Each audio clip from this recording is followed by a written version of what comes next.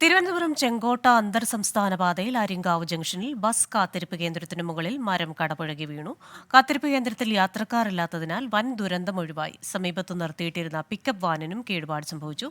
കൊട്ടാരക്കരയിൽ നിന്ന് ചേരുന്നത് വീണ്ടും എ.വി. ജയശങ്കറാണ്. ജയശങ്കർ, നമ്മൾ ഈ ബുള്ളറ്റിനിൽ തന്നെ ഇത് മൂന്നാമത്തെ വാർത്തയാണ് മരം കടപുഴകി വീണുണ്ടായ അപകടത്തെക്കുറിച്ച് പറയുന്നത്. അവിടെ ഈ ബസ് കാത്തിരിപ്പ് കേന്ദ്രത്തിനടുത്താണല്ലോ ഈ മരം വീണിരിക്കുന്നത്. ഏതെങ്കിലും തരത്തിലുള്ള ഗതാഗത തടസ്സമുണ്ടോ? എന്തായാലും യാത്രക്കാരില്ലാത്തതിനാൽ ഒരു വലിയ ദുരന്തം ഒഴിവായി എന്ന ആശ്വാസം കൂടിയുണ്ടല്ലോ.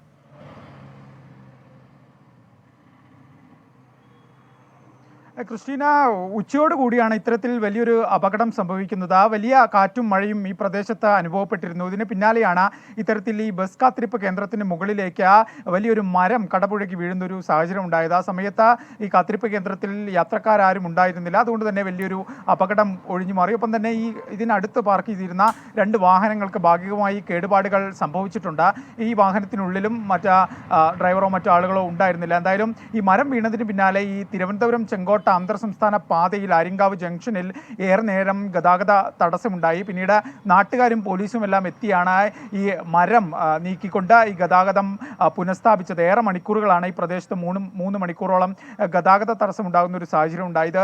ഈ വനത്തോട് അടുത്ത് നിൽക്കുന്ന ഒരു പ്രദേശമാണ്. അതുകൊണ്ട് തന്നെ ഈ പാതയുടെ ഇരുവശങ്ങളിലും വലിയ കൂറ്റൻ മരങ്ങളുണ്ട്. ഈ മരങ്ങളാണ് ശക്തമായ കാറ്റിൽ വീഴുന്ന ഒരു സാഹചര്യം ഉണ്ടായത്. എന്തായാലും ഈ ആര്യൻകാവ് ഒപ്പം തന്നെ അച്ചൻകോവിൽ വനമേഖലകളിൽ വനത്തിനുള്ളിൽ വലിയ ശക്തമായ മഴയും കാറ്റും നിലവിൽ അനുഭവപ്പെടുന്നുണ്ട്. അതുകൊണ്ട് തന്നെ ഈ വനപാതയിലൂടെ സഞ്ചരിക്കുന്ന ആളുകൾ വലിയ ജാഗ്രത പുലർത്തണമെന്ന വനം വകുപ്പ് ഇതിനോടകം തന്നെ അറിയിച്ചിട്ടുണ്ട്. ഒപ്പം തന്നെ ഇത്തരത്തിലുള്ള ശക്തമായ മഴയുടെ പശ്ചാത്തലത്തിൽ ഇതിനടുത്തുള്ള പാലരുവി വെള്ളച്ചാട്ടത്തിലേക്ക് പൊതുജനങ്ങൾക്കുള്ള പ്രവേശനം നിലവിൽ നിയന്ത്രിച്ചിട്ടുണ്ട്. ഈ മഴയുടെ തോതും മറ്റും കുറയുന്നതനുസരിച്ച് വീണ്ടും പ്രവേശനം അനുവദിക്കുമെന്നാണ് വനം വകുപ്പും മറ്റും നിലവിൽ പറയുന്നത്. എന്തായാലും ഈ കൊല്ലം ജില്ലയുടെ മലയോര മേഖലയിൽ വലിയ തോതിലുള്ള മഴ രാവിലെ മുതൽ പരക്കെ മഴയുണ്ട്. ഇപ്പോൾ നിലവിൽ മഴ വിട്ടുനിൽക്കുന്ന ഒരു സാഹചര്യമാണ്. പക്ഷേ രാവിലെ മുതൽ ഈ കാട്ടിൽ ഉൾപ്പെടെ വലിയ തോതിലുള്ള ഒരു മഴയാണ് ഉണ്ടായത്.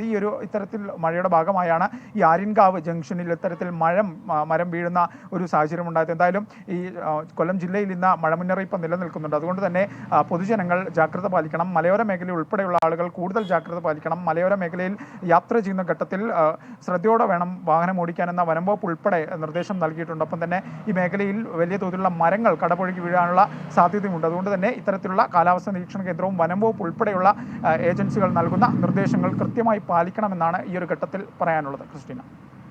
ശരി, കൊട്ടാരക്കരയിൽ നിന്ന് എ.വി. ജയശങ്കറാണ് വിവരങ്ങൾ നൽകിയത്. സംസ്ഥാനത്ത് 5 ദിവസം കൂടി കനത്ത മഴയ്ക്ക് സാധ്യതയുണ്ട് എന്ന മുന്നറിയിപ്പുണ്ട്. പലയിടങ്ങളിലും മരം കടപുഴകി വീണടക്കം അപകടങ്ങൾ ഉണ്ടാകുന്നുണ്ട്. അതുകൊണ്ട് തന്നെ തികച്ചും ജാഗ്രത പാലിക്കേണ്ട സമയമാണെന്ന മുന്നറിയിപ്പ് കൂടിയുണ്ട്.